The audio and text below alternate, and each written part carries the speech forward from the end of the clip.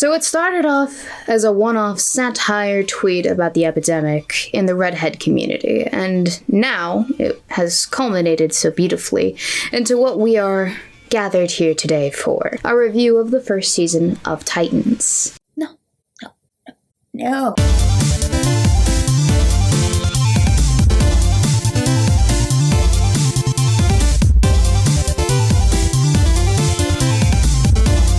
Let the demonetization process begin!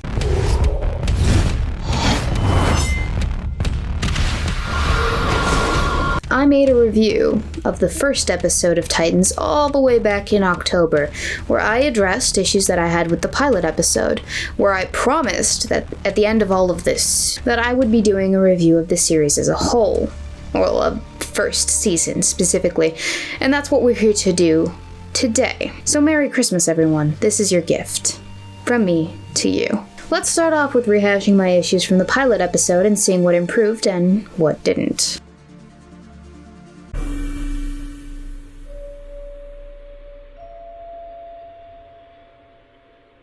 In terms of camera effects, it's really nothing to write home about, honestly. The hue filters are in full swing for a good majority of the series, likely because they don't want us to actually see how bad the acting, fight choreography, and costume design are in all of their glory. Furthermore, every action scene is an amalgamation of quick cuts spliced together like a jigsaw to make sense of a whole shebang of activities.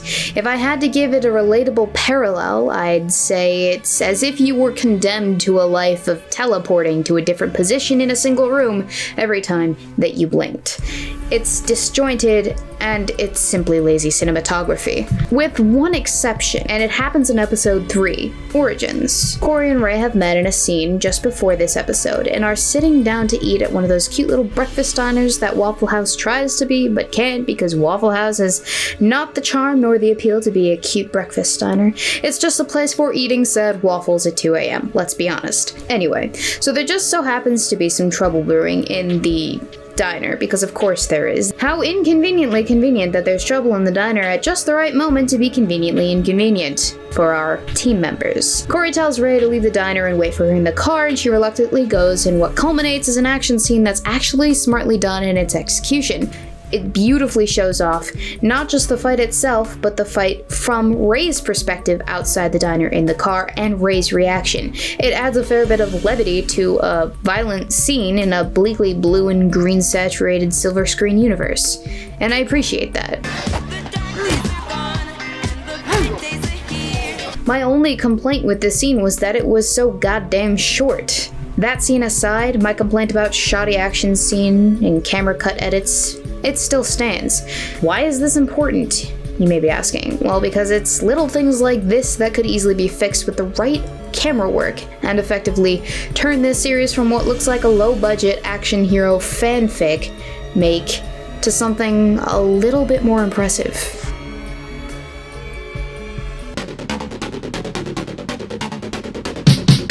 Mood was also a big thing in the pilot episode that was sorely lacking, but did improve with further episodes intermittently dispersed throughout said episodes. Kind of. There were decent moments, and there were moments that lacked luster in this department. In my initial review of the pilot episode, however, I did bring up music as a particular example of how mood wasn't being set properly, and they do actually make efforts in a few instances, such as in episode 4 called Doom Patrol, where they blatantly play the song We'll Meet Again by Vera Lynn, as our core team members drive away from the remainder of the Doom Patrol members. As far as consistency goes, it doesn't match up with any of the other uninspired musical selections, however, but it's a nice divorce from what we've been hearing thus far. In that same episode, we actually get an introduction sequence wherein Larry, or Negative Man, is in the kitchen cooking to the sounds of AC/DC's Thunderstruck guitar riff. It's a hell of a way to introduce a character, and I wish they had done more of that, because it made that episode, not just the music, but it was one of the many things that made that episode one of the best episodes in the season. Overall, though, throughout the entire season, nothing sticks out that much. There's nothing super iconic. It's all pretty forgettable music that they've put into this show. And let me explain why that's definitely a big problem. There's another scene from episode 5 where they get the first legitimate team up. Yes, I know it takes 5 whole episodes of an 11 episode season for the Teen Titans to legitimately start acting like a team. And the music is some unforgettable techno bologna that you would expect from a YouTuber.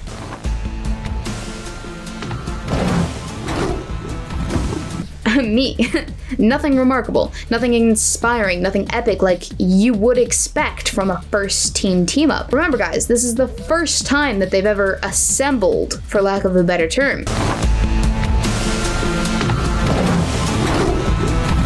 To contrast that, let's look at an example of team assembly done right in the music capacity.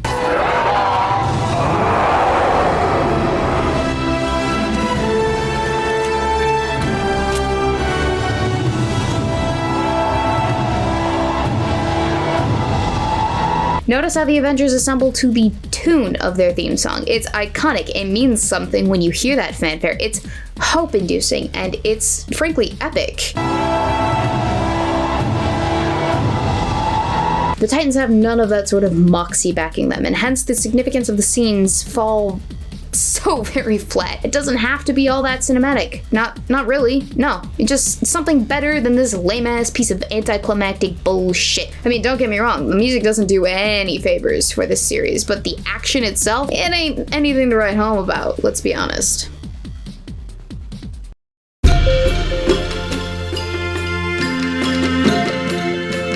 Now, I did mention the characters in my initial review, and we are going to readdress them. However, we're also going to be including other characters within this section, because I don't feel like splitting these sections into 2. So the 3 that I did end up talking about, Robin, Starfire, and Raven, as well as the new characters that presented themselves as the season carried on. As far as characters, they can be split into 2 separate categories. The characters the show wants us to find compelling and interesting, and characters that were actually compelling and interesting. So in the first category, we have Raven, the lovely Miss Roth, with her hot topic dye job and strong aversion to mirrors. My issue initially with Raven was in the believability of Raven's character, or in Tegan Croft playing Raven's character, meaning I wasn't so sure that she was fully up to the task of delivering on that role, which throughout the series is hit or miss depending on who it is that she is interacting with. I mean, sometimes she has chemistry with her co-hosts, other times, however, she does not. For a good idea of what I mean by that, take any scene she's in with Garfield and compare it to any scene she's in with Dick. Those scenes aren't just different because we have different characters having different personalities interacting differently with each other. They're different in how naturally they're being expressed. Take these conversation scenes between Rachel and Dick and Rachel and Gar. Set you off. Were you scared? Was I scared? I'm always scared. Listen, I need you to start. What? Trust you. Other people can help. Is that it? Well, they can't. They'll just make promises, but in the end they'll fail. So you can, heal people? Maybe.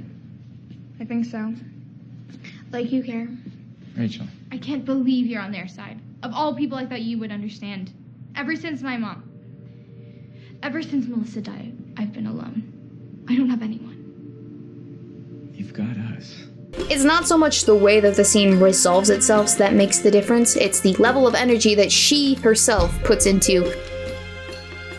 Her expressions, to me at least, seem more fluid and natural when speaking with Gar than they do, say, with Dick. Maybe I'm just not a big fan of Dick and Raven together because of the Dick-Ray dynamic being stale and stupid and I not liking it at all. The idea of 2 brooding, self-pitying, desaturated mullywags does not an entertaining dynamic make. To me, at least. Beyond Raven's believability, however, we get her characterization, which has been boiled down to nothing short of that she is the MacGuffin of the plot. You know what happens to MacGuffins in a story? Just some stuff and some things. Life happens to the MacGuffin. That's about it, meaning that Raven is just a plot device utilized as a motivator for the other characters in the story arc to live out their own story arcs. Rey is the ring that they need to bring to Mordor, the crystal skull to be kept away from the nasty Russians, and the Tesseract meant to open portals to other worlds. The plot revolves around her, but she doesn't make it more interesting, necessarily. And now that's not inherently a bad thing, it does worry me about the future of Rey's characterization. What happens when eventually her inherent MacGuffinness has been walked to its logical conclusion?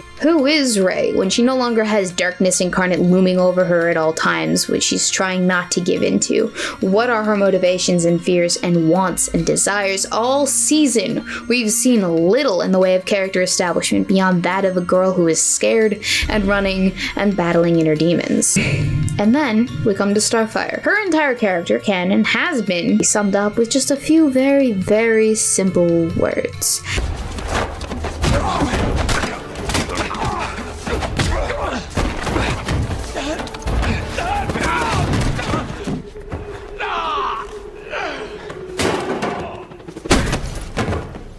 Jesus Christ. That's Jason Bourne. And even though it is that simple, I feel the need to elaborate extensively because, dear God, this entire characterization of Starfire has been an abysmal train wreck this entire season, and I need a moment to rant. First off, that god-awful code makes it into damn near every episode without fail, even when they're escaping from a burned-down asylum and no one took the opportunity to get rid of it there. Just why? The one thing that has been a constant throughout this entire series has been the god-awful hair and the god-awful coat. And frankly, I've never been more disappointed in the fact that I was fucking right in my entire life. Then, let's talk about the magic of character development, shall we? Oh wait, we can't, because there isn't any for Corey. At least, not until the last few episodes when Corey goes from Resident No past kick-ass to PTSD-riddled cotton candy head to exposition fairy. That's all she is, all in the span of 3 episodes. Corey's character is entirely useless to the plot. They wait till episode 8 to actually give her husk of a character some depth, except that depth that I'm talking about is a minor case of PTSD that's glossed over until the second to last episode, where she is just a vehicle for the plot to exposit all over. That's it. We know absolutely nothing about Corey other than what's relevant to the Rachel MacGuffin arc. But I mean, it's not like that's the only thing that she's good for, guys. She's also one hell of a device used as a vehicle for Dick to get off on. And if that's too many entendres for you to handle, hold on to your butts, because I got another one to throw into the ring. This relationship, the sexual one, you know, between Dick and Corey is so fucking ham-fisted into the season that One Punch Man is shaking his head in shame at such an abysmal and lazy display. I'm not even kidding. It comes out of absolutely nowhere. One moment they're doing an ability show and tell amongst the 4 of them. The next moment she's buying tequila and they're about to do the diddly. On the bright side, however, finally she's gotten rid of that god-awful coat for the first goddamn time in this entire series, only then to begin the coitus with Dick. Is this supposed to make me feel like they have chemistry, ladies and gentlemen? Because it does not. It does the opposite. We haven't established any of this relationship. This iteration of Dick and Corey is chemistryless. Brent, whatever the fuck his name is a sexless twat with less than a suitable posterior, and Corey has not stopped wearing that jacket or that outfit for the last week. So you freaking do the math, ladies and gentlemen. Come on. No. None of that nonsense did anything for me. There was no build-up, there was no pizzazz, there was no nothing, frankly. 12 years. I've waited 12 years, and that's it. Never mind the fact that they only meet 2 episodes prior to this, which is like a day and a half in Titan's world. And it's not like this is a one-night stand. Oh, no. It comes up again a few episodes later after not having been mentioned at all for the next few episodes. You can kill me in the dead right now with this heart-to-heart conversation about Dick and Corey's ham-fisted relationship. Thank you very much. Hope you can't get here. No. Well, maybe once I remember who I am and you figure out who you're going to be, maybe. Try it again sometime. So now we come to Robin, Dick Grayson, Nightwing. the love of my life. In my initial review, I had said that Robin was my favorite character of the three that we had already come to know and love, because of him being at work as a detective guy looking like a Barry Allen knockoff. See my video, it's in the description if you really want to see it. It's so much angrier. Right now, I'm just dead inside. I take it all back. The whole Dick as a detective arc gets thrown out the window in favor of the chasing the MacGuffin Terminator-esque story arc. I have no problem with the fact that the writers didn't use more of Dick's detective-ness as a plot in this story. I have a problem with the fact that they brought it up, then killed it off like they did Amy Warbach's character, which is a completely separate issue, and apparently not even worth my time, because she's not worth the writer's time because she gets killed off like that. Wow, Amy Warbach was such an interesting character that we cared a whole bunch about for the entire episode and a half that she existed in this arc. You can't put something on the line to bait us, only to cut the line so unceremoniously like that, and not expect to get a pissed off Weebo. Either characters matter, or they do not. The way that the writers have been handling these plots and characters and storylines, it's like they thought the fans would only want cheap fan service. This is fan fiction tier writing, not, you know, specifically designed DC streaming service tier writing that I would expect it to be. If I'm being honest, I'd venture to say that Dick is the main character of this story. Actually, I wouldn't venture. I'm gonna say it. Dick is the main character of this story, at least in this season. If Corey is the exposition fairy and Ray is the MacGuffin and Gar is about as relevant and necessary to the plot as my left pinky toenail, then that's a safe bet. Because the other characters we have to work with are the Doom Patrol, Donna Troy, Hawk and Dove, and Amy Warbach. Dick's entire character arc within this series is supposed to be nothing new to fans. It's meant to be him transitioning from Boy Wonder to the finger-striped Dapper Solo act Nightwing. And that's played up to 12,000% without actually showing us Nightwing at all. We get all the angsty, I'm trying to move away from the shadow of my former life and father cliches, and I mean all of them. From the fuck Batman line to the full burning of his supersuit, it's meant to symbolize that transformation of Dick's from Robin to Nightwing, that this is Dick's story invariably. The unfortunate part of this is that Dick's character is so goddamned unlikable. Everything that made him endearing to an audience and lovable in the comics, the TV series, the animated movies, it doesn't exist anymore. He's not cool. He's not likable. He's not sexy and charming. He looks like an awkward child having an ultraviolet tantrum when he goes off. And even worse is that they've taken his righteous vigilante hero act and they squashed it in favor of this anti-hero sociopathic idiotic B-man arc. Everything good about Dick's character, everything that I loved about him, does not exist. Where are those leadership skills that we know and love? The first time that they're about to gear up to go on a mission, half the team stampedes in ahead of everyone else and gets themselves caught, and the other two slapstick a rescue mission that lands everyone else in hot water. Dick's supposed to be this cool, banty sex god type, but then why does it take 5 episodes of an 11-episode series for the writers to finally shoehorn into a lull moment in the plot at a Motel 6, this awkward, amped up Dicky Dick scene where the ladies can't get enough of Dick? Isn't he supposed to be DC's sexiest masked crusader? I would expect more of that from this show. All I get is broody babysitter. Have I mentioned how much I hate this relationship dynamic? Just because I waited 12 whole years for this franchise to pick back up doesn't mean that I'm looking for instant gratification and having my OTP realized to its full potential, guys. Alright? Anyway, Dick's supposed to be one freaking crack detective, guys, but then explain to me why he has no clue what's going on until episode 10, when by complete accident, Donna Troy can translate his phone pictures, and magically, literally because that's what Raven's powers are, don't you forget it, Corey gets her memories back to give all of the crucial plot information that we've been running around in circles trying to figure out for the last 10 episodes. Dick's actually a detective in his day job, and it is completely irrelevant to the plot, beyond being a vehicle for how we get our Dick and Ray meet cute. Dick's supposed to be this kick-ass martial artist too, but every time he's not suited up, he gets his ass handed to him, and he needs help from someone else to get him out of that situation. What?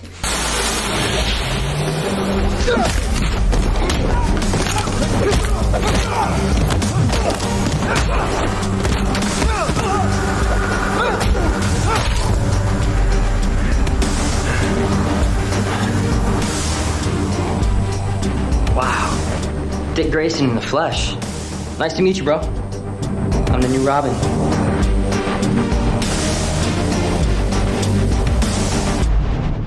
He's supposed to be some sort of righteous superhero, something he's learned from the Batman, but Jesus Christ, you saw the first episode. I don't need to reiterate that. That's a whole lot of killing in that scene, which renders this scene with Tony Zuko completely moot.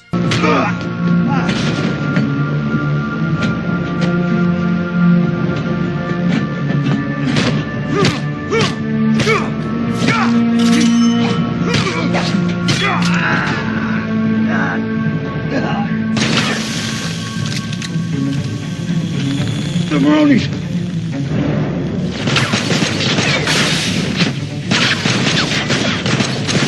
You gotta help me! Please. No. If Dick can just do all of this shit, no problem, no hanky-pank, then I'm not convinced that he's actually having an internal conflict about the justification of murdering the killer of his parents. No siree.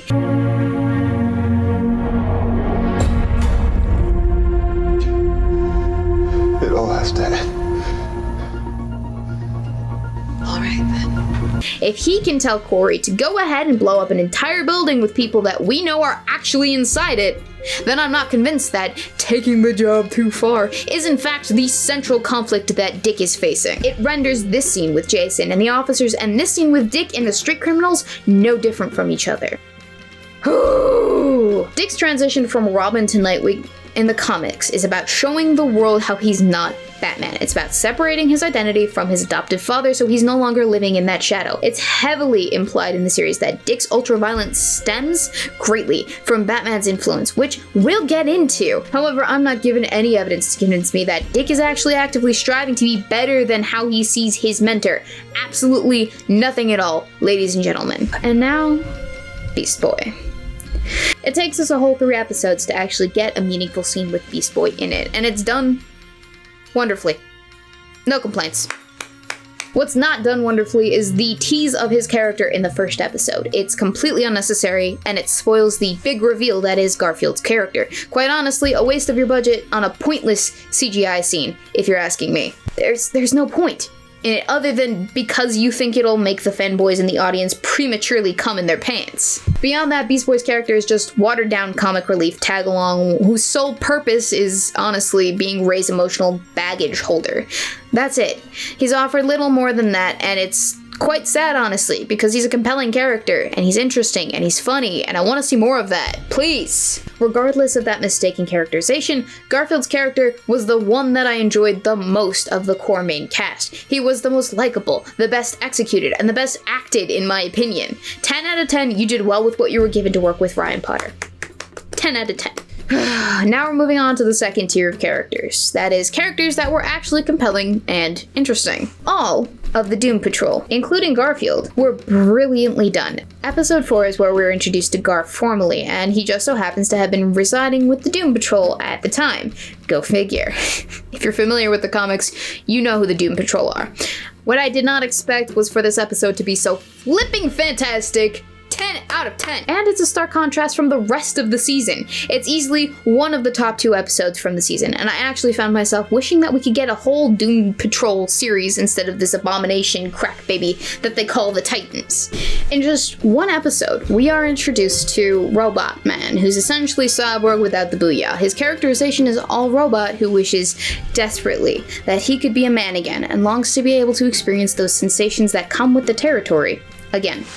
Then we have Elastigirl, who's an ex-actress who's had a tragic accident at one point in time before the series started that leaves her cellular constitution in a constant state of flux. Think the Blob, but more tortured because while she can take full human form, this is a constant reminder of the woman that she once was, and it's only with great effort that she maintains it, and it's still not permanent. Negative Man, as I said, is introduced to us in the kitchen in the most badass combination of AC/DC and cooking that I've seen to date. And the Chief, a doctor just trying to help his patients who, let's be honest, aren't the most willing initially for his help and are probably better off without it, let's just say that. Why are these characters significant? Well, kids, because in just a short, sweet 20 or so minutes, we are introduced to a team wherein the characters are fleshed out, their dynamic is established and well written, and there is a stable central conflict brewing just underneath the surface, which means that the writers are entirely capable of handling team-based writing characterizations.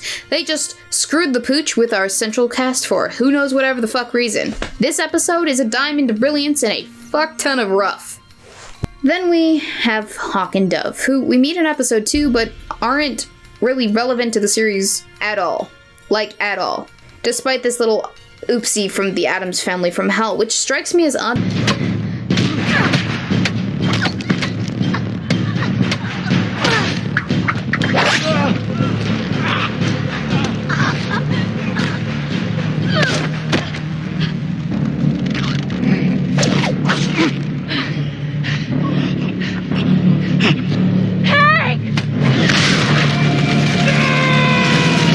The writers elected to neuter a potential storyline that they themselves had set up to be compelling, which isn't the first time that they've done that.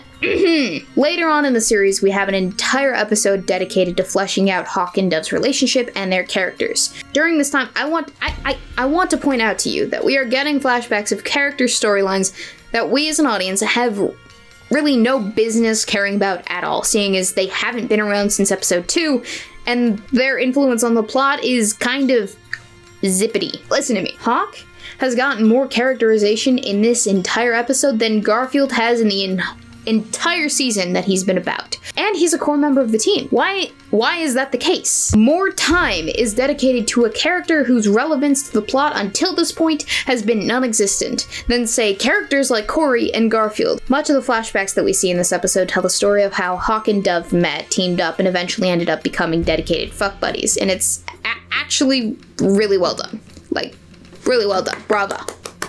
I much prefer this display of coupling to that of Dick and Corey's, and as you guys know, Dick and Corey have been my OTP since forever. So that's kind of a big deal. Their relationship is cultivated beautifully within the time frame that it's been allowed to cultivate. The only thing that connects these two is the mutual death of their family members, and while it sounds dysfunctional AF in real life, it's actually a decent way to build something interesting and compelling upon its execution when we see it. Is it wrong of me that this post "we just beat a pedophile senseless" coitus scene has more depth and substance and believability than Corey and Dick's whole 2 stints in the entire series? This is what I call chemistry. This is relationship building. This is brilliant storytelling, well-paced, and all of what I've just said, it is completely irrelevant to the overall plot and to the main characters. This entire episode, while irrelevant, has decidedly better storytelling and character development in it than the rest of the entire season combined, and none of the main cast is present. I need to reiterate that to you. None of the main cast is present. This makes me want to inquire, if the writers are actually capable of writing these things half decently, how could they possibly have dropped the ball in such a monumental way? All of these characters, the Doom Patrol, Hawk and Dove, they're all interesting, compelling, with well-established dynamics nearly upon introduction. And the ironically shitty part about this is that none of them are the specified team lineup. And now we get to Robin 2.0. Jason Todd gets his very own episode at 6, and the whole purpose of it serves to influence Dick's decision to go further Nightwing, or further down that path where he becomes Nightwing, in later iterations. This could be a standalone episode, but it's absolutely not as well done as the other 2 that I mentioned earlier, although it is marginally better than the rest of the series. The relationship between Dick and Jason is immediately established as uncomfortable and awkward to Dick, while Jason is blissfully unaware that he's making his predecessor uncomfortable, because he's Dick's replacement and he's nothing like Dick at all. Meaning that essentially to Dick, in a sense, Robin could be anyone while there can only be one Batman. It's a profound depth that I don't actually think that the writers realized they were establishing in this episode, because that would be giving them way too much credit. And then Donna Troy. She also gets her own episode, and it's alright, nothing really meaningful about it, there's nothing standout, other than we see some decent interaction between Dick and Donna, and yet more of Dick's character and his past is established. Really, she's just another character whose sole purpose in the season is to move the plot forward and act as a sort of foil comparison to Dick's upbringing. Robin and Wonder Girl have so much more chemistry between them than the whole of the main cast does with Dick, and it's honestly very, very sad.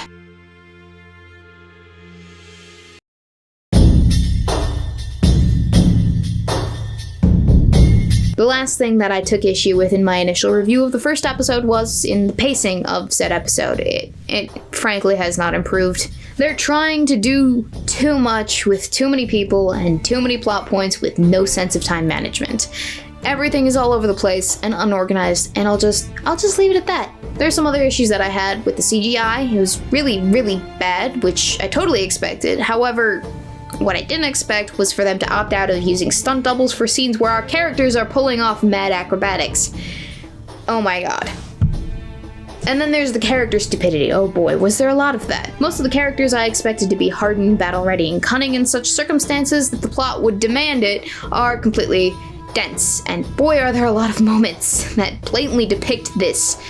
And it is an across-the-board thing. It's not specific to any one character. In Doom Patrol, you'd think that after 4 episodes of shenanigans constantly happening to her, that Raven would have a better grasp on the concept of listening to her intuition in certain situations, but no. Screw that nonsense. Strap me down and spermint on me, chief. And then in episode 6 with Jason Todd, you're telling me that Dick can just walk into the evil guy's base lair like it's no biggie? Are you serious, Dick? Are you serious? And then this scene.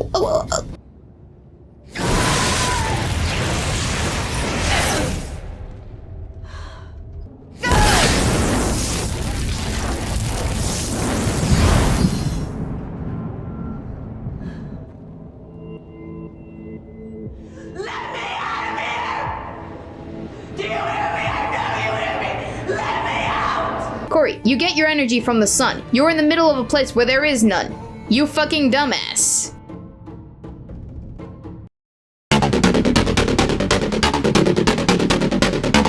So we're almost done.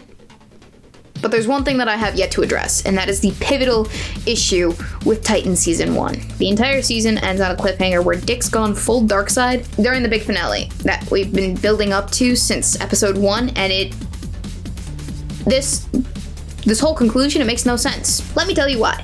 Because all season we've been building Batman up to be this dark offender who stalks the night, striking fear into the hearts of criminals with threats of maiming violence. This is who Batman is to Dick the entire season. He's a guy who's one really bad day short of cracking and murdering all of the bad guys in Arkham, which is what we get in a hallucinated alternate reality inside of Dick's head put there by Trigon.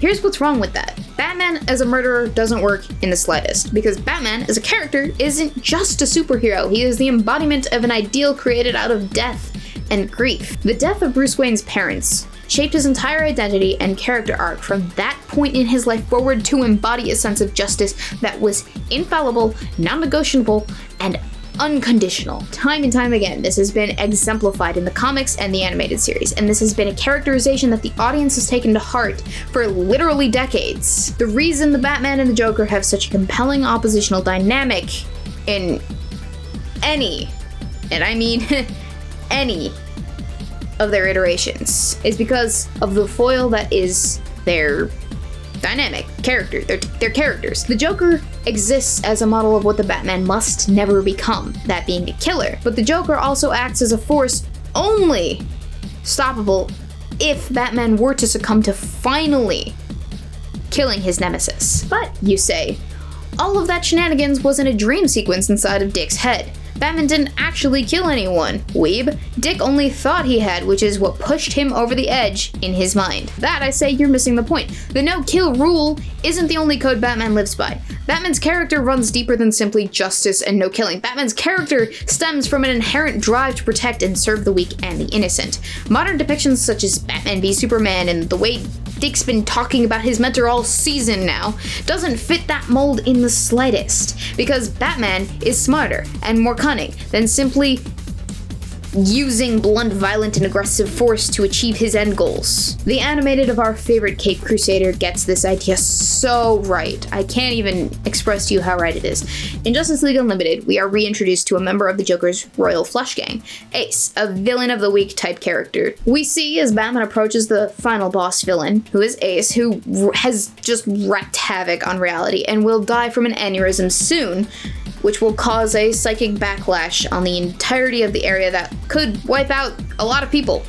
Like, a lot. Batman has been given the tools to essentially do away with Ace without having that repercussion be concerned by government agent Waller, but instead of using that weapon against Ace to kill her, he just talks. He just talks to her. No big final boss fights, none of the massive explosions and the high energy battles that we've been growing accustomed to in recent times. None of that. It's simply, she's a kid, she's scared, she's already dying, and Batman refuses to kill Ace full on despite the massive danger her psychic backlash could impose on the surrounding area. This scene ends with Batman promising to stay with Ace until the bitter end comes. I'm dying very soon. Yes. I'm sorry. Could you stay with me? I'm scared.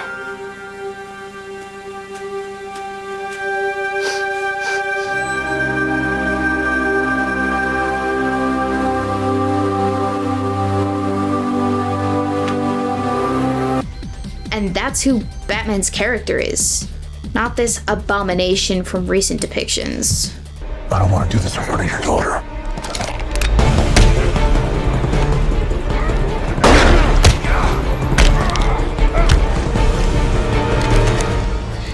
Daddy, please. Zoe, move!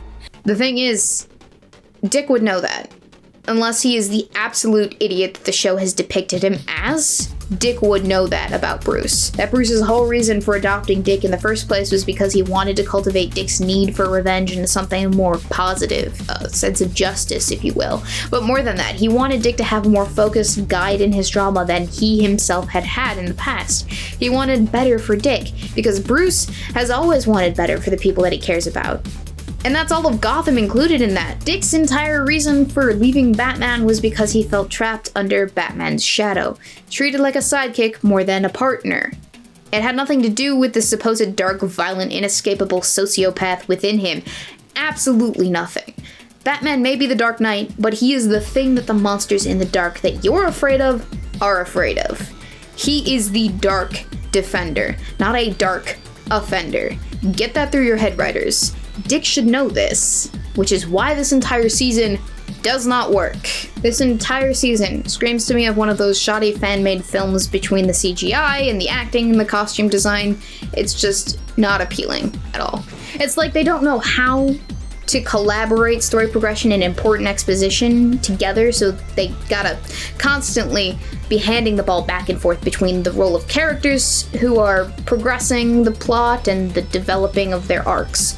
Chalk it up to bad acting, writing, or directing perhaps. Overall, this show teeters between being a team hero drama and a horror thriller. Make up your goddamn mind, why don't you? The last thing I'll say about this series is this. I have a newfound hatred for fur coats. It's a looming representation throughout the series that serves as a constant reminder that the creators of the series didn't actually give a fuck about its source material. And that's all. Now, if you like what I'm doing here, feel free to check out the links in the description to my Amazon, Patreon, and Teespring store. If maybe you don't like what I'm doing that much, you can always like, comment, share, and subscribe for more from me. Also, don't forget to hit that bell so you actually get notified, because YouTube hates me and everyone else, apparently. Also, SDA and I are going on a national road trip over the summer of 2020, and there is a link in the description to a survey meant to kind of gauge the semantics of the trip, such as potential meetup positions and what have you, so please do check that out, guys. It's down there, so go nuts.